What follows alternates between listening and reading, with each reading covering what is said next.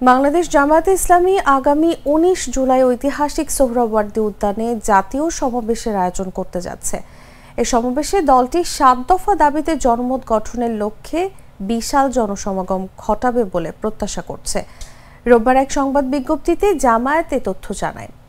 যে ৭ দফা দাবিতে আয়োজিত হবে এই জাতীয় সমাবেশ, সেগুলোর মধ্যে রয়েছে ২০২৪ সালের ৫ আগস্ট ও অন্যান্য সময় সংঘটিত সকল গণহত্যার বিচার, রাষ্ট্রের সব স্তরে প্রয়োজনীয় মৌলিক সংস্কার, ঐতিহাসিক জুলাই সনদ ও ঘোষণাপত্রের পূর্ণ বাস্তবায়ন, জুলাই অভ্যুত্থানে শহীদ ও আহতদের পরিবারের পুনর্বাসন, জনগণের প্রকৃত মতামতের প্রতিফলন ঘটাতে পিআর পদ্ধতিতে জাতীয় নির্বাচন আয়োজন, প্রবাসীদের ভোটাধিকার নিশ্চিত করার জন্য সুনির্দিষ্ট ব্যবস্থা গ্রহণ এবং রাজনৈতিক দল ও প্রার্থীদের জন্য সমান সুযোগ ও লেভেল প্লেইং ফিল্ড নিশ্চিতকরণ।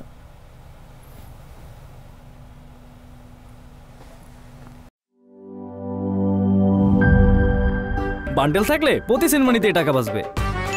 বিকাশ সেনমানি বান্ডেল কিনে জিতুন প্রতি লেনদেনে।